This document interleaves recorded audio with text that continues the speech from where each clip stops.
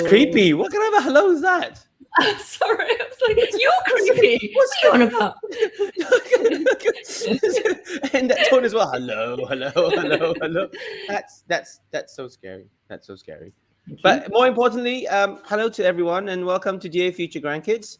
Hello to those who are watching for the first time, but also a very warm hello to all our regulars. We can see Bree loves Bree. S. Nicholas is there. Kawaii Donna, all our regulars. Love Thank you you so much for guys. tuning in. You're with us all the way. Yeah, you make Saturday mornings really worth it. Thank you so much. And of course, like always, I'm Jen in Singapore. That's Ange in Hong Kong. And Percy. Wait. Where's Percy? Where is he? Where's Percy? Percy is in the Philippines. In the Philippines, but he's not at home. He's not in the studio. He's not in the office. It's because Percy is the hardest working man we know alive. He is. And at the moment, he's currently filming, directing, producing his movie. So Percy's not here today. But he sends his love and we're going to really miss him. But dear future grandkids, we must go on. So let's get on and introduce our guest today. Our guest is a little rocket trailblazer who's been named by Tatler magazine as one of Asia's 300 leaders of tomorrow. Born in Hong Kong, she moved to the UK for boarding school at the age of 11. She studied psychology in Australia, then found herself back in Hong Kong with a failed relationship behind her, watching movies, eating junk food, and wondering what to do with the rest of her life. During these downer comfort eating days, she watched the 2009 comedy Whip It, which is all about a girl trying to break free from social norms to become a roller derby professional. Our guest, who roller skated as a kid, realized that her true passion was to skate and to do whatever it takes to keep skating for the rest of her life. She co-founded a really cool skate shop here in Hong Kong called Madam Quad, and it's become so much more than a place to buy roller skates. It's a community, a movement, a safe and inclusive and happy space for all. So please welcome influencer, YouTuber, entrepreneur, and skater, Luna. Hello. Hello. Oh, nice. Hi, Luna. We're not worthy. No, please don't say that. What an introduction, and you've done so much in such a short space of time. So inspirational as well. Just following your dreams. I mean, how many of us actually have done that? Just go for it. You see it and you went for it. Oh my God. Thank you. It's definitely not been easy. It took a lot of convincing. Yeah. But you've done it and you're currently doing it. But first things first, on the show, have you ever, and it's a really random question, have you ever thought of yourself as an 80-year-old roller skating grandma? All the time. Yeah. All the time. All the time. Like I legit went through and looked online for skaters that are of like the older generation. I tried to look for people who still skate up until basically until they die, literally. And I plan on being that old lady that hits it up at the park. Like that, one of the stories I found was this 60-year-old man who started skateboarding at a bowl, like with the ramps and everything. At 60-something years old, he broke a hip, went back and kept skating. So no way. Yeah. So That's so inspiring. Yeah, definitely want to be that person to keep skating. Just think about how, obviously safety wise with all these limitations that I might have, how can I keep skating no matter what? So that was our attempt on the show to just show a time lapse of what you will look like in the future as an 80-year-old skating grandma. You look the same, like the coolest person ever, with just hair's a little bit longer and blonde, with glasses, but you haven't aged like a day. It's like, what? I love it. Yes. I desperately want to be that old lady at the skate park and during weird things that people wouldn't expect older people to do. I want to break those stereotypes. I'm sure in 40, 50, 60 years time, you're still going to be trailblazing and still filled with your energy and passion for skating and inspiring all the young people as they watch you zoom by, leave them in the mist. That'd be so cool.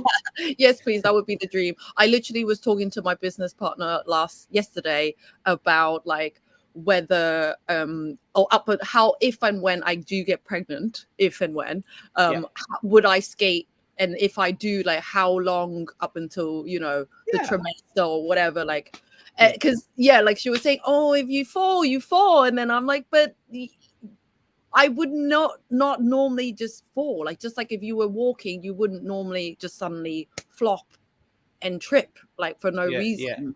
Yeah. I think you'll be skating all the way to the hospital on your way to birth. That's how I see it. Right. And then like, as soon as it comes out, I'm going to be using the pram as like my Yeah, 100%. Like, yeah. And I've already thought about making these like skate booties, like sock, like the little baby when it comes out. It's like when real sports enthusiasts, if they have and a baby, they put like if you're into tennis, a little racket in their hands, or football. Yours will be a little mini skates in their hands or on their feet already. It's like, before you learn how to walk, you should learn how to skate. Exactly. That's right. And if I adopt, then even better. Then I just buy the size or whatever. So and then that's it. It's foolproof. I've got it all planned out. You've got a plan. You've got a plan. Wow. You have your 20, 40 year life mapped out for you. That's so funny. Yeah. Now, Luna, one of the warm-up questions we ask our guests is describe yourself in 3 words. But this time we have a photo of you in your school yearbook in which your teacher did describe you in 3 words, didn't she? Yeah, look at that. How old are you there? Year 6. So yes, 11? 12, 11, 12. And so your teacher described you as clever, witty, and helpful. I was very surprised at the helpful, to be honest, because I was a man. But I'd start fights with people, and but yes. No, really? Yeah, I had issues with anger. I remember like there was this prefect, like because in recess you're not allowed to run, that type of thing. He came up to me to say, hey, stop running. I grabbed his shirt. I remember ripping it, like I could hear it tear, and I was like, "Come here!" And then something like that, and then I was just like, "Go away!" And then he never bothered me again. But what do you think? What was behind this anger? Was it because you had a desire for independence or freedom, or what was driving that? I think a lot of things, right? Because my father passed away when I was 5, so very young, and then my mum had to work, a single mother, 3 kids, so she really didn't have a lot of time for us. And I guess that was my way of like acting out, or I just had a lot of things that I was working through, and I didn't really know how or even what I was dealing with. And so I think it kind of came through in those ways where I was trying to like defend myself or coping some way, kind of poorly. Yeah. Wow. Well, it's great that you can, you understand yourself now, that you can really articulate it and you can actually explain that behavior. I think that's really, really amazing. But we just want to have a more quick fire questions to get to know you much better. So we know that you were telling us that you had some anger issues when you were about 12 years old, but name one thing that people do that drives you nuts, like absolutely drives you nuts. There's so many things, I guess. Not listening to me. Like if I feel like, because we get this quite a lot here at the shop, where people have so many questions and they're super excited about like getting a pair of skates and getting out there, and so like they tend to ask a lot of questions, and I don't get any time to answer them. Or like I will start to answer and then I'll get cut off. So that's like a personal issue for me, because I feel like, growing up, I had a lot of, insecurities about people not paying, or like not feeling confident, or not feeling like I've been heard. So I think that's definitely something that's kind of kept, Mm. bugging me throughout the years, and I'm trying to very calmly deal with that and not react to it when it happens. Okay. Now, what about is there one shortcut or a tip that's really served you well in life? Just do it. That's a good one. I feel like, Okay. because like, I mean, not to steal from Nike, because I think a lot of the times whenever I procrastinate or whenever I have left it till the last minute, had I just gone and done it when I thought of it, it would have been much quicker, much easier, and I would feel much better about myself, and then it makes it easier to do the next thing. So I would be, count down 3, 2, 1, and then just do it. So does it mean now that you sort of like check yourself and you kind of go, right, I'm just going to do it, or you're a bit more impulsive? Is that Good correct? days and bad days. I feel Okay. like, on my good days, I will be more like kind of aware, and then I can be more analytical and say, okay, if this is what you're feeling, do this, if that type of thing. And when if I'm having a bad day, then I usually get quite like, I'm just so focused on the fear or whatever feeling I'm feeling, and then I need to like go away. I think I'm getting better at kind of just even being aware of the difference between analyzing and ruminating. Mm. And when I know the difference, and then I can deal with it better and do different things. Yeah, that's fantastic. I mean, this self-actualization, right? So you actually really get to know yourself, and you know what you can do to actually know when you have situations like that, how to take it forward and how to deal with it. I think that's really, really good. But more quick fire questions. What's the one thing that would make your life better now? I know if people in the shop will listen to you, that's one. I think just the whole world needs to listen to me. I have all the answers. Yes. I think obviously one thing that would make my life better, if I had we talked about this many times, every skater, I think if I had our own like space, a skate space where we have our ramps, we have our bowls, we have our skate floor, we have our cabins. And so like people can come and it'll be like a little commune. Some have said it's a cult. That's the vibe I'm going, like I want to have a place where people can skate like and literally live it, Nice. Oh, that's you know what? Manifest that, and I'm sure I'm sure it'll happen one day. Madam Quad's skate park, or skate community. Yeah. Exactly. Yeah. Yeah, you never know. You never know. I know Hong Kong's a crowded space, but someone hopefully is listening and will carve out a little space for Madam Quad and your community of skaters. Yeah. That would be beautiful. I have a really strange quick fire question for you now, Luna. How many teeth do you have? I have 2 less than what I started with. Are implants. They're not real. And then these 2 are technically only half real because they're small crowns, or they're crowns. And I have been told by my dentist not to use my front teeth. They're really just for decoration. You mean you can't bite on an apple and things like that? No, she said like, really? No. Yeah, because like when I had, when I was eagerly waiting for them to settle and all that stuff, I was thinking the first thing I would do when I get my teeth back is to bite down on a baguette and go to town with that baguette.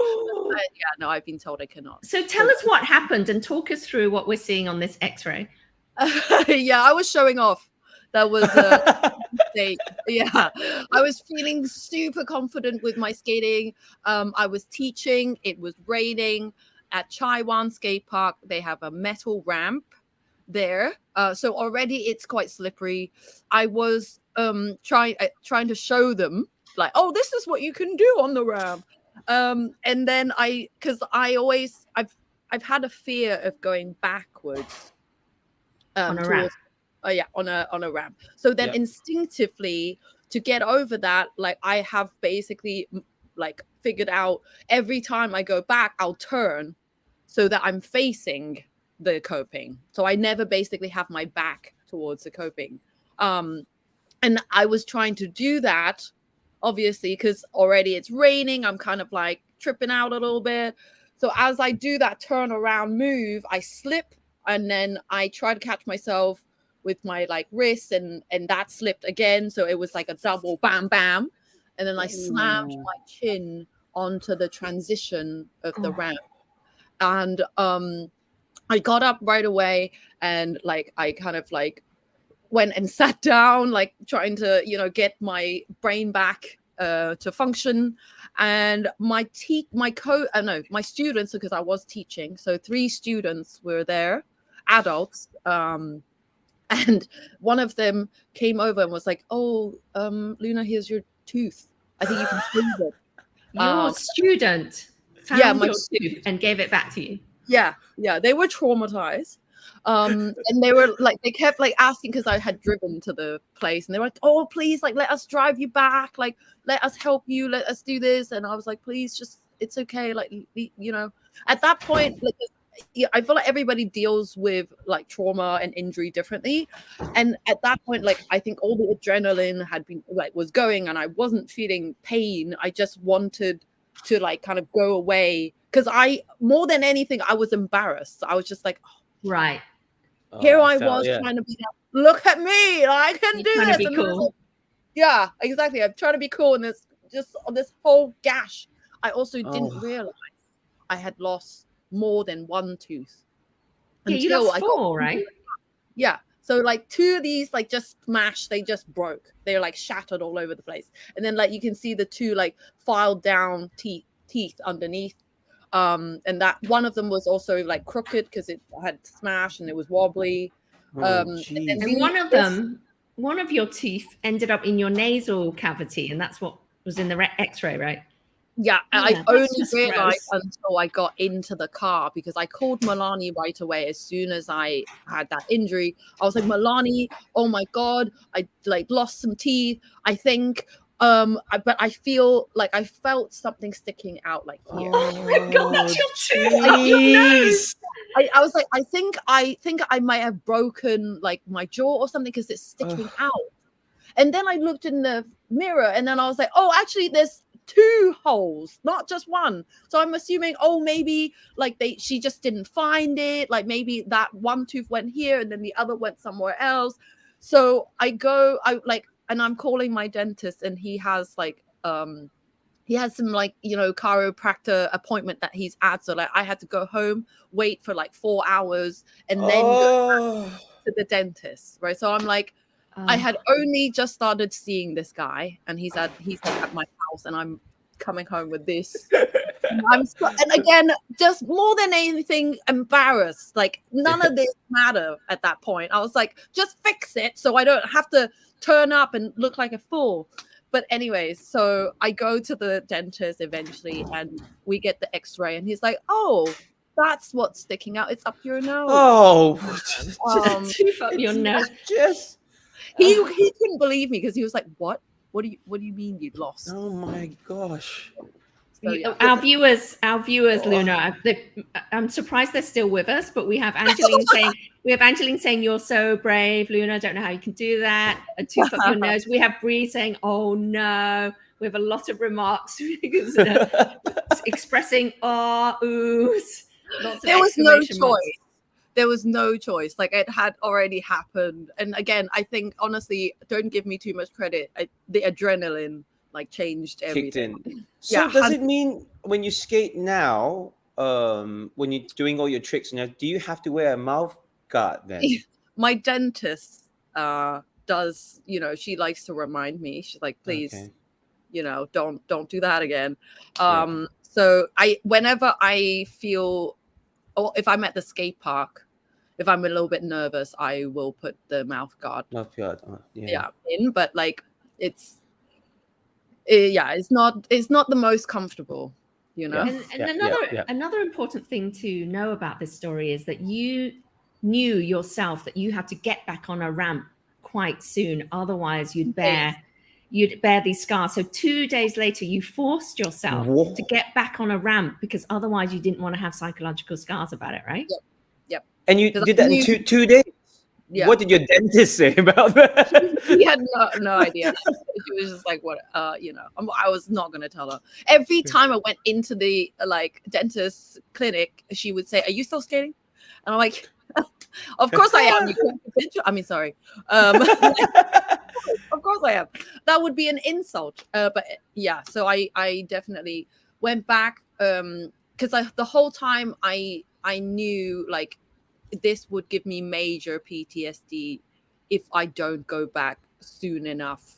So not to let that be the last thing on my mind. Of course, I still every so often like get PTSD when it rains. Like today, I skated from the car park to the shop.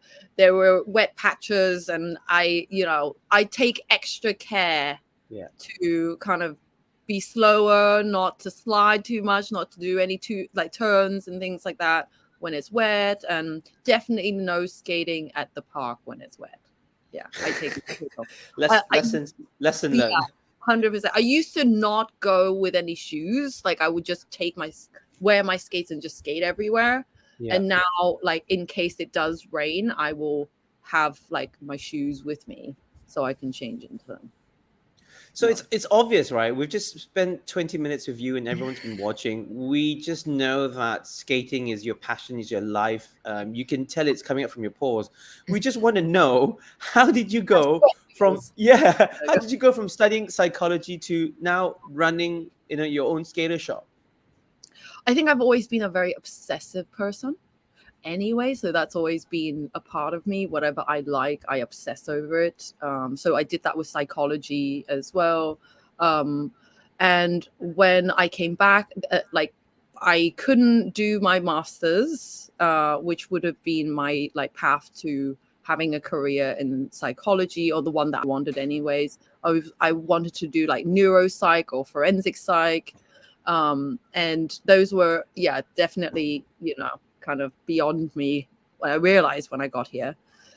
And then I guess I just, because I was bumming around and I, just wanted to find something to do that I, would be interested in. And luckily, I had that luxury to be like, okay, what do I want to do rather than what do I have to do to support myself? So so that helped a lot. Thanks, Mum. Yeah. Oh, thanks, Mum. Amazing.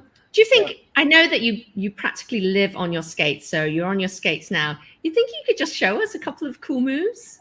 Yes. Wow, let's do this. Wow. Okay, so you're in the skate shop and you're wearing a pair of skates, obviously. You're in your skate shop. Madam Court. Oh, cool. Yeah, this is like a moonwalk. You kind of start. Oh, nice. That's super cool. Oh, I'm loving it. Can't even do a moonwalk in real life, right? In real life, let alone on skates. That's different versions of that. And then you can kind of run on the spot. Oh, cool. That looks actually quite dangerous. And so you can also do that backwards and kind of start running like this. Like Mario Kart style. Yeah. There's also like a one-leg spin.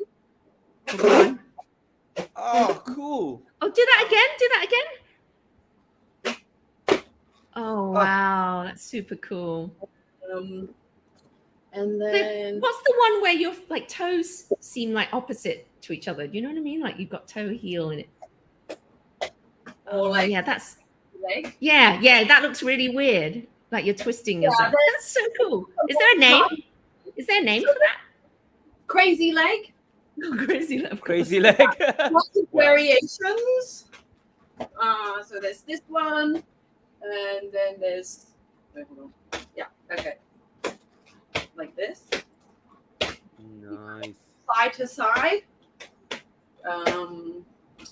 Maybe better just like this. Oh, that's so cool. Man, you would look so cool as a skating grandmother for sure. Thank you. I can also try.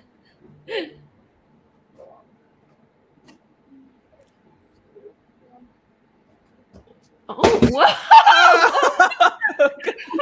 I'm so scared you're going to smash another like, tooth. I'm not very good at my cartwheels. I've been working on them. So I need to like work on getting my legs above my hip. Like whenever I do it, I kind of do this like weird crabby thing. You know, So we're live, Luna, and so I'm so scared that you're going to try something in the cramped shop, And then you're they'll be like, going to end up alive. No. Someone go and get Luna and take her to the hospital. Yeah, and then Luna's calling a dentist like, it's Yeah. no, not again. He smashed her mouth again. She did it again.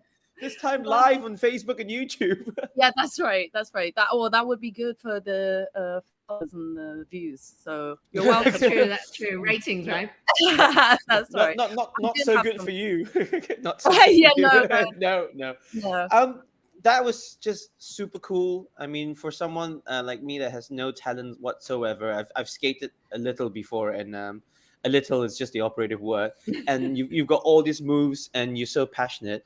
But what we want you to do now is you're in your skate shop, but we want to know if you could fetch 2 items, obviously from your career or something that's meaningful to you, and then tell us about it. I have them right here. So Cool. This is the first jersey that I wore for my first ever bout.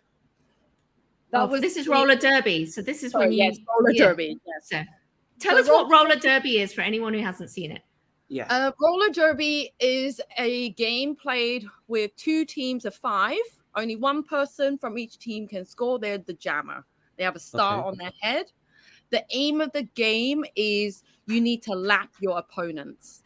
So in order for you to score, you need to first do your initial lap, and then each person you pass from the other team, you get a point. And you have to lap. It's all 10 in the ring at the same time? Yeah, so like if you imagine that 10 people or that 8 people, because there's 2 scorers and they kind of just go on their own. Okay. And the rest of those 8 people, they become that moving target that the other 2 people are trying to pass. Got it. So like there are rules to like kind of dictate how much people can move away from each other, like how far this pack can extend forward and back. And then the engagement zone, like so how far you're from the that major big pack in the middle, like how far forward or back can you keep hitting each other until they say, okay, that's it, you're too spread out, it doesn't make sense anymore. Can you like elbow someone out? Can you knock them off the skates? No. Okay. There are certain things. So all these rules are meant to basically kind of just like UFC, you want to see the action, you want people to be safe. So there are body parts that you can't hit with, and there's also body parts that you can't touch. So like your head, that's like a no-go zone. You can't hit people with your head, you can't hit people on the head. The groin, surprisingly, it's a-okay. What? Yeah, I know. What's the logic in that? I love roller derby. Right. So the back of the spine, like that's no good. And the back of the bum, no good. Like side is cool. Okay. And nothing below the knee. Yeah. So you can't trip anyone up. Like nothing like that. Got it. You can go for the groin. That's fine. Yeah. That's okay. Yeah. Okay. No, and that's happened to many of us quite a few times. Some geez. self-inflicted, because if you fall, sometimes you kind of like tuck your leg in and you land right on your wheel, and it's self-mutilation. You know what I'm saying? Oh my goodness. We've had many pictures of bruises where like legit people. I mean, when you play derby together, that you just see each other's all the parts, and so when you get bruises, it's like a badge of honor, and you kind of like show people like, look at this, you know. Yeah. So, very, very much about bonding, a team sport, and like it's fun. It's really fun. Bonding, bruises, and groins. Groin attacks. Yeah. Groin attacks. Definitely a lot of that. Definitely. Sounds great. What's your other object? My other object, again, also skate related. Of course, all my things. Yeah, skate related. If it's not, you should shoot me because that's a clone, a badly done one. RollerCon volunteer. So, RollerCon is a 5-day skate event. They started mainly for Derby. It's a really beautiful thing. Basically, like all the leagues in America kind of got together, wanting to train together and play together. So they picked a spot and then they would meet every year, and it got bigger and bigger until like more people like me from Hong Kong knew about it. And then we're all like flocking to this one hotel in Vegas. They've been working with them for so long that like they actually closed down the pool on the last night of RollerCon just for these skate people. So like so cool. The entire pool is filled with Derby skaters. Wow. And you get like famous Derby skaters. So you kind of like, it's like, oh my God, look, there's Lady Trample. And they're, you know, like you're kind of trying to go up to them and be like, oh my God, can I get your autograph? It's like these people are famous in the skating world. Yeah. I have often heard like it's the best thing for them because like they get that celebrity status. But also they get to be left alone outside of skating, you know, like nobody cares, right? So that was RollerCon. So I volunteered there and helped out. You can get like a free pass if you volunteer enough hours, and then you can go there for free like next year. So it's a really cool. Nice. Yeah, it's a really cool tradition. It's like there's lots of things that are super like thoughtful because, for instance, like they know obviously with skating there's a lot of drinking, so they have a like sober like meetup for day at like 8 a.m. for the people who don't drink. They have like little cards that they hand out to everybody that says basically if you need somebody to walk you home at night, if you don't feel safe, you can message this number. Like literally it's so amazing. I would highly recommend it. It's not just for Derby. They have skate park stuff. They literally start from 8 a.m. in the morning all the way up until 10 in the evening. Sometimes like they have events like every hour on the hour. Wow. So it's great for like teachers or coaches. It's great for skaters. It's great for referees who just want to like kind of practice that. There's artists like who literally go there and just paint. And they just like a sketch artist at like a court hearing or something. These are communities, you know, I would never know, right? There's this whole world, this whole wonderful, happy, creative, fun, healthy community that exists. And we just wouldn't have known about it. And it's great. It's great to hear that these things are happening. And I love this comment from Angeline, who's one of our regular viewers, who says, it's great you took the road less traveled, Luna. Not many people are willing to leave a conventional job for their passion. And I think that says so much. Thank you so much. That gives me goosebumps. Yeah, me too. What a beautiful comment. Well, since you're on your skates, I wonder if you could pick up your camera now and just give us a little tour of the shop and maybe show us your corner of shame that no one else who comes to buy skates ever gets to see. Oh, right. Okay, so actually, on your way to the corner of shame, could you show us maybe like the most expensive pair of skates that you sell, or the coolest, or? Yeah. So starting from behind the desk, this is where we kind of do our office work, admin stuff. We have a lot of vans here, if you can see. So because we make custom skates, all these accessories, custom skates. We'll show you them in a bit. So we kind of have this is your workshop where we make our custom skates. It's a bit of a mess right now. We're gonna turn these babies into skates soon. Wow, that is so cool. Forum high tops to skates. And then, and then these we've turned into skates already. We just need to put the trucks and the wheels on. So pretty much any shoes could be, pretty much any flat could be turned into skates. Yeah, any like it's more about the sole, like the texture and stuff. Like, as if you have any kind of Air, like Nike Air stuff, that wouldn't be very good. Well, okay. Oh, okay. And so that's that. We have. That's so I cool. feel one more thing is I never, before I started skating, I would never have used one of these. And like I feel very powerful whenever I Skater and Yeah, the drill. that's a wrench. Yeah. Yeah. I know how to use it. And then so here also are our other skates, and you mentioned the most expensive pair. Yeah, let's have a look. These are it. Why would they They're be so called expensive? So okay, the reason. Sorry, I've got issues with like left and right. That's like Ange. Just like Yeah, Ange. me too. Yeah, it's true. Yeah. Yeah. The reason why they're so expensive is firstly, this a cow or a sheep died for this full grain leather, and this metal here is airplane grade aluminium.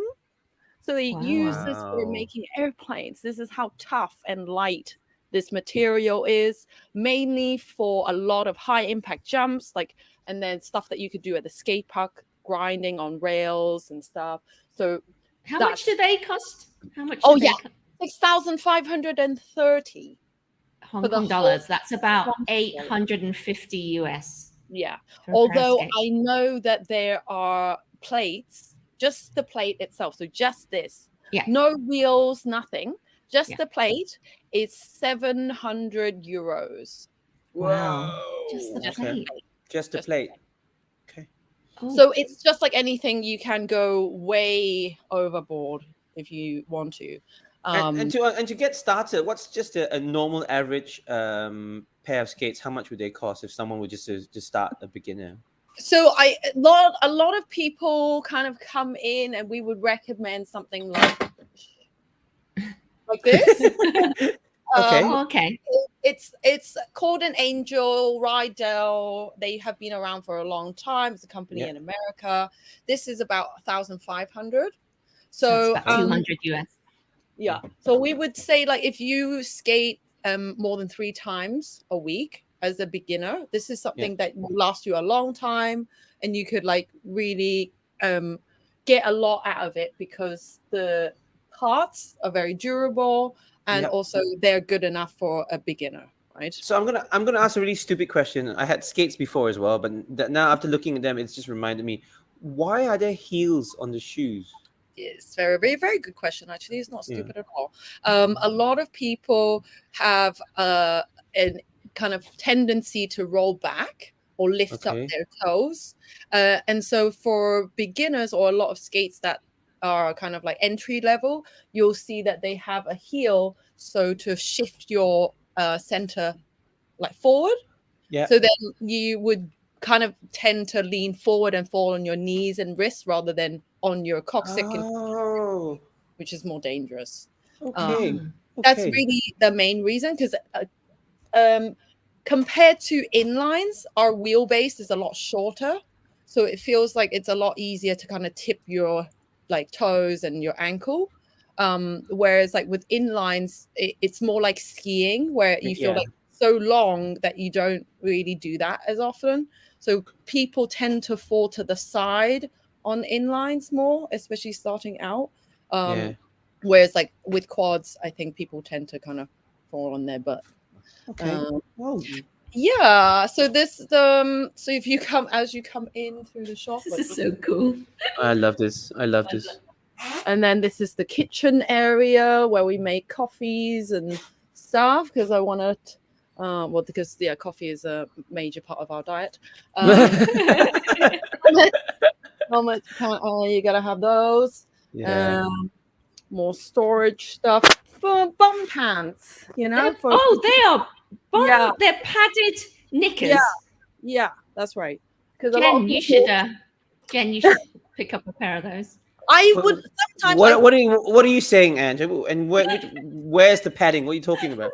I feel like sometimes it's like a seatbelt or like, helmets with the NFL players. Like if you have them, you feel more inclined to just throw yourself at things because you're like, I've got pads. So sometimes it can be, you know, A two-way thing, right? Yeah. False sense of security kind of thing, right?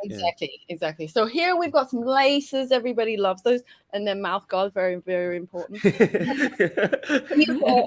are things that you can cover the like toe with. So like people who care about these things or not wanting to like scuff up their white skates, they can do that, or decoration. So these are more custom skates. We usually recommend you to buy a shoe that's 1 to 2 sizes bigger, so we can put a metal insole in like this. Oh, okay. Otherwise, like every time you skate, you press on these parts and it's going to rip through the sole. So having a metal insole in there will keep that like in place. See. Let's see those fans. Hold up those fans for us. No, yeah. So these you made these. We made these, yes. You turned fans into skates. Yeah.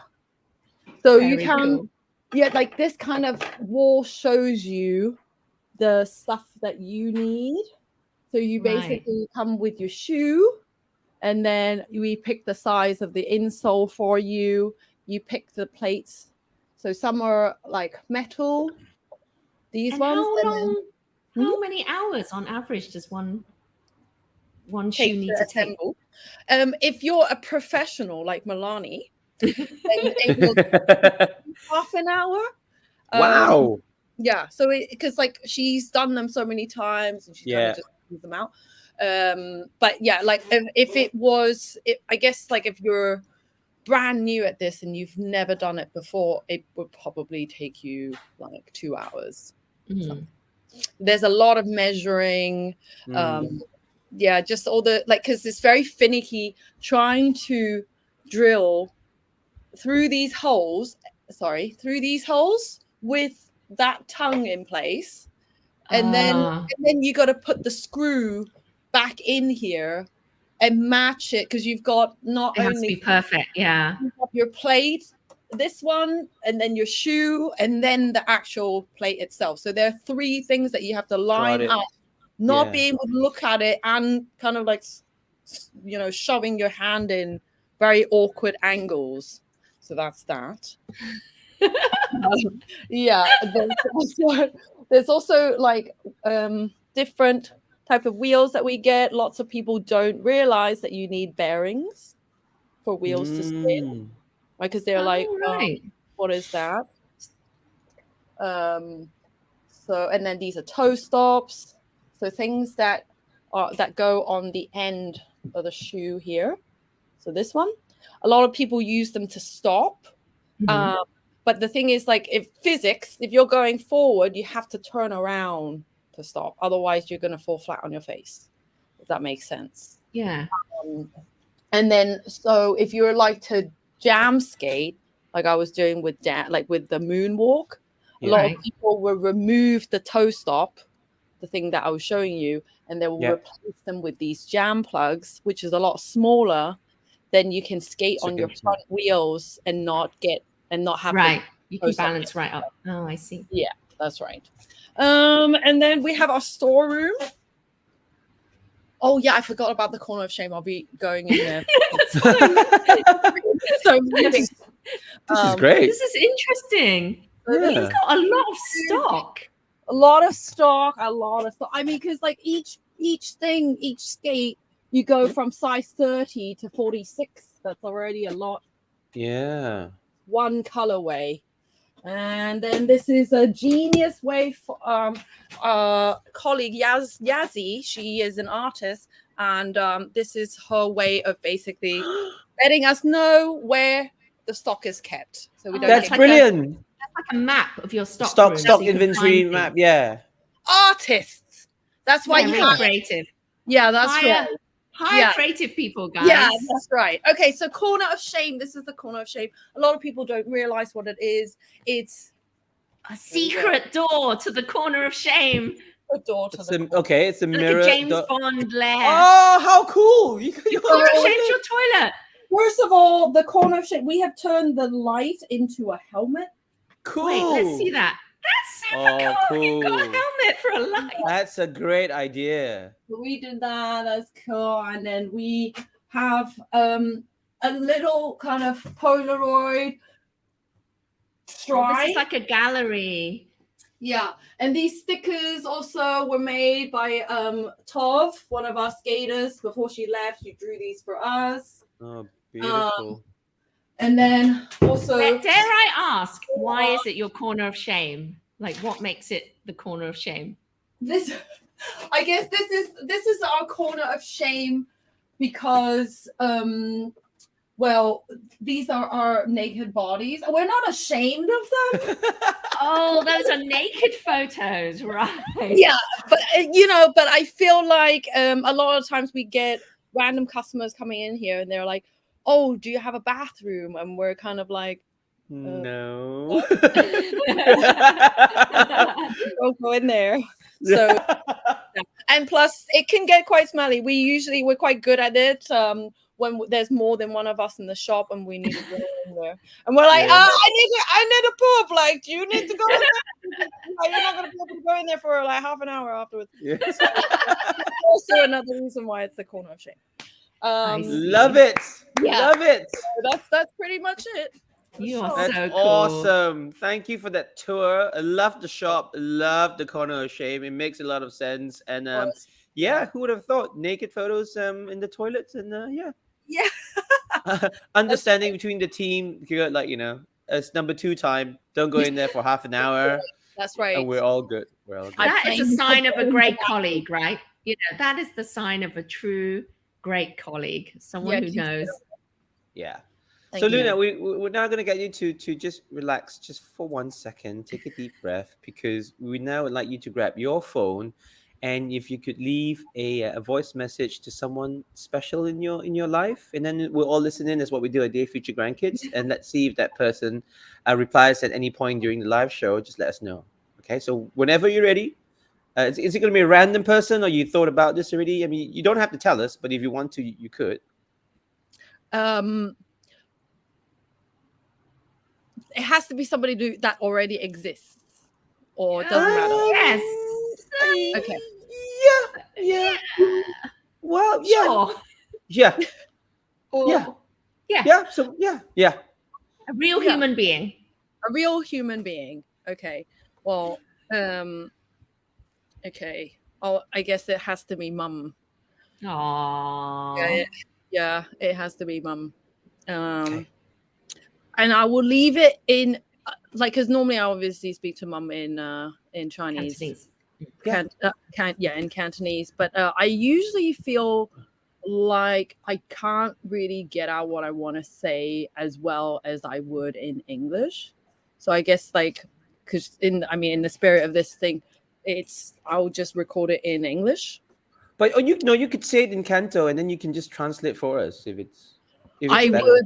No, Yeah. I feel like it would be easier for me to say in English. Okay, got it. Go for it. Yeah. Yeah. Okay. So I'm gonna get my phone out. Short message from the noggin. Okay.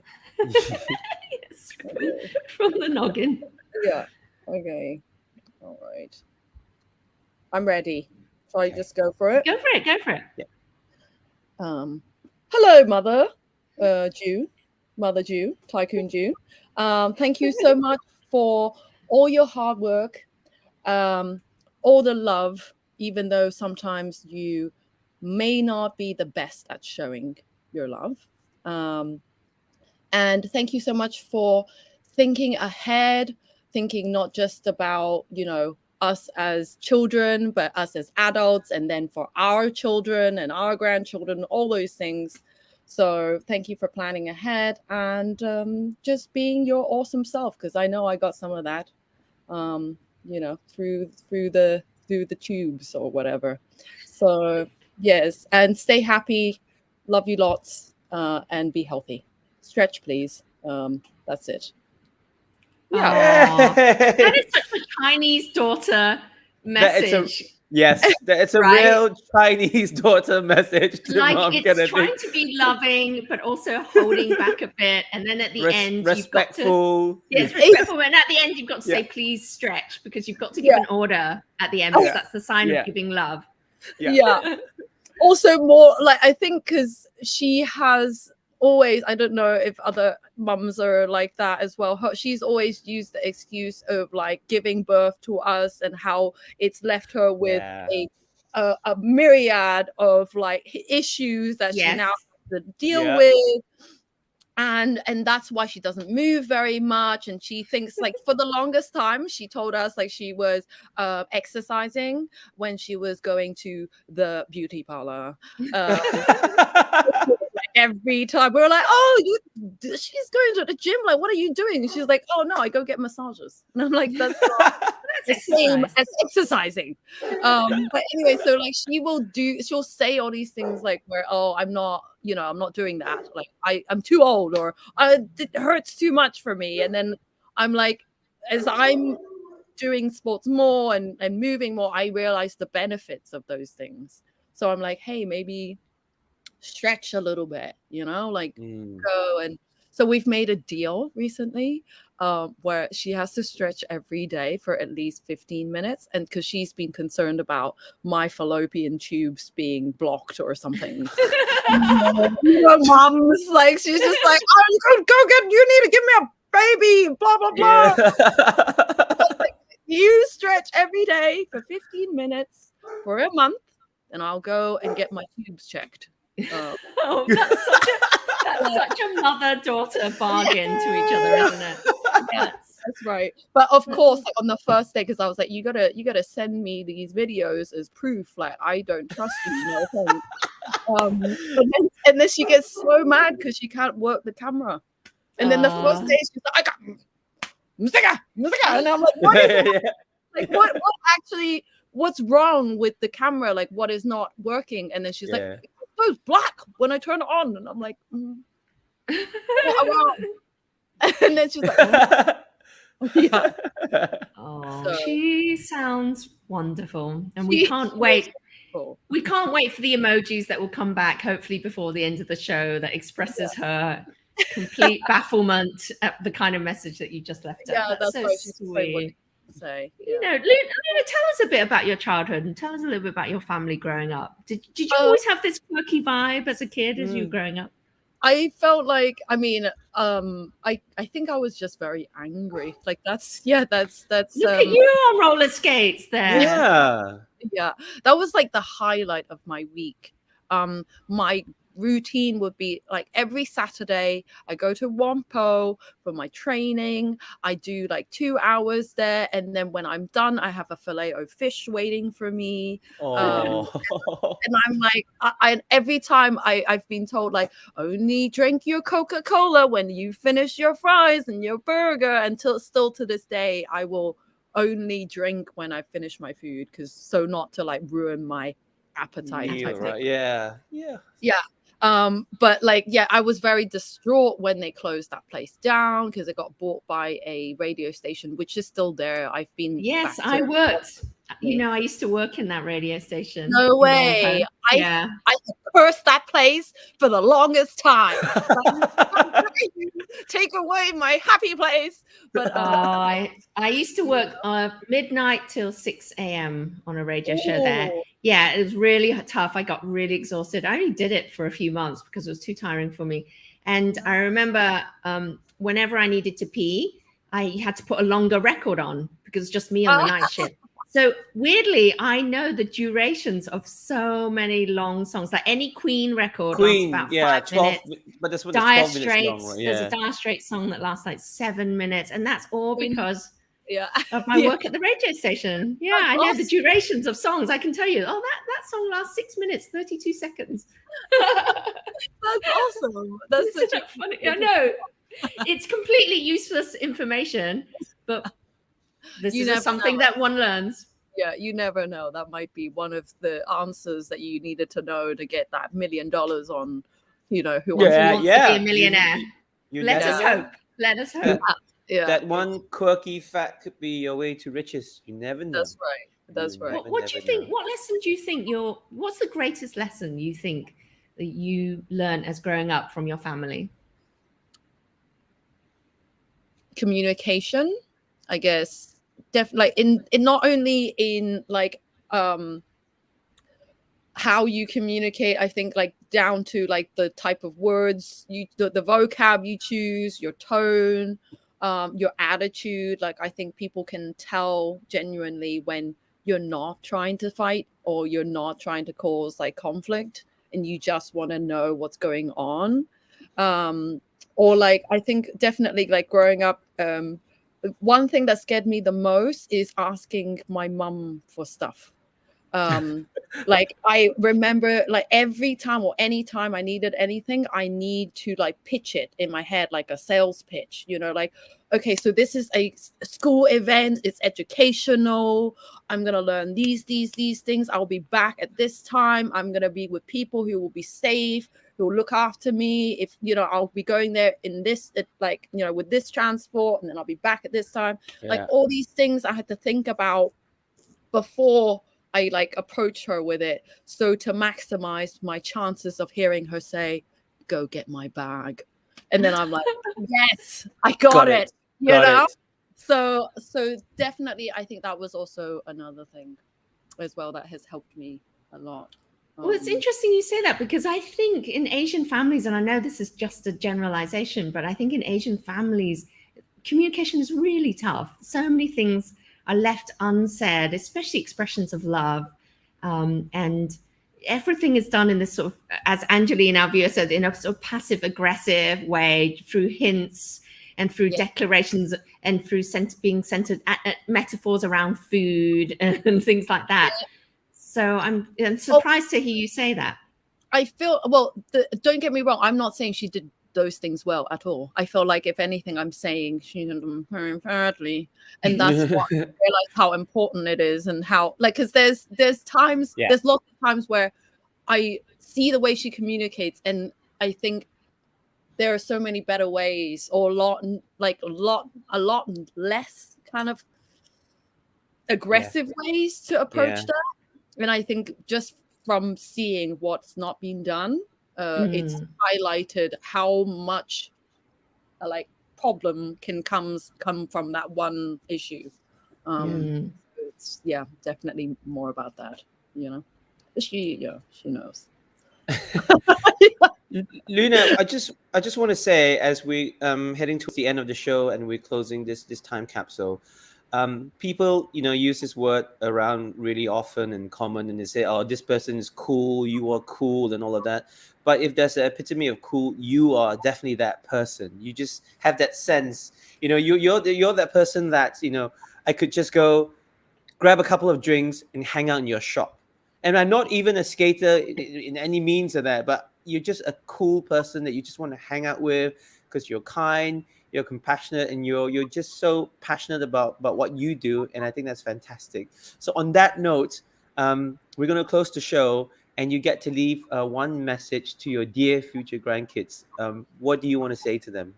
Oh, okay. I have thought about this a lot. I guess in general, like, I feel like I think a lot about situations that would arise if I were to have kids, or if a child were to come up to me and ask these things, like if they got bullied, or what happens if they want to take drugs, or whether they get homeschooled or not. Like, I think these things I definitely try to kind of anticipate, or at least think about them beforehand.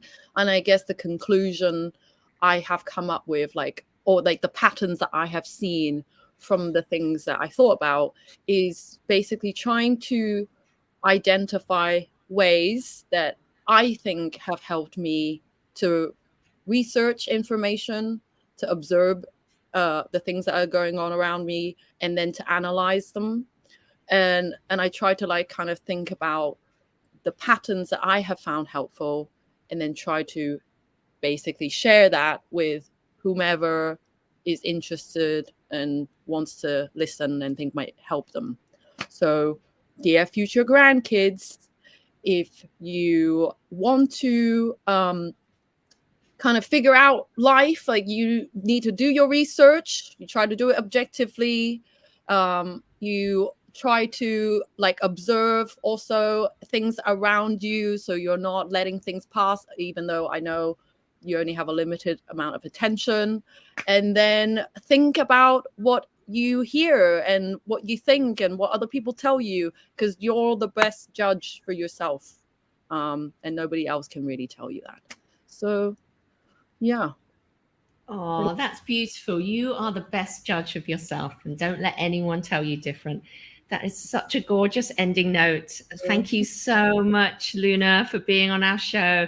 Thank you always to our viewers. And don't forget, dear future grandkids, this thing becomes a podcast on Apple, Spotify, all your favorite podcast platforms. We really appreciate you. And I want to give a special shout out to Luna too, because I know, Hong Kong has been through such a difficult, and we've all been through a difficult time with this global pandemic. And I have to say that Luna and her community at Madam Quad, during some really low parts in Hong Kong's life, they always stuck together and let everyone in as a totally happy, positive, spirited community that kept everyone's spirits alive in a small way. It's a small ripple, but it had lots and lots of effects. And they truly influenced people in Hong Kong in a positive way in these last 2 years. So special thanks to you, Luna, and your team, everyone around you, for all of that love you gave everyone in Hong Kong. Thank you so much. Honestly, that's what we had in mind. We knew everybody, including ourselves, was feeling very isolated, and we wanted to kind of give everybody a space so they can socialize within, the limitations, and not feel so crappy. So thank you so much for saying that. It really means a lot to us. Appreciated. It's appreciated by more people than you can possibly imagine. Thank you. Thank you so much. Thank you, Luna, for being on the show. And thank you, everyone, for watching. This has been Dear Future Grandkids. Like always, I'm Jen, and that's Ange. And next week, Percy will be back with us, and he'll share stories of how his film went. In the meantime, if you're ever in Hong Kong, you know who to look for. Look for Luna, Madam Quartz, and then grab some skates. Find Luna. If you would like to have a drink, grab some drinks as well. And you know the secret corner now. if you ever need the toilet, need a toilet in Causeway Bay, Hong Kong. Yeah, don't let Luna tell you that we don't have a toilet. They do. Thanks for all watching. Luna, as we roll into the closing bumper, Luna, how about you go back and give us a little twirl, and then we'll roll the bumper. Thanks, Luna. Bye, everyone. Bye, everyone. Thanks, Yay! Luna. Bye. Thanks, Luna.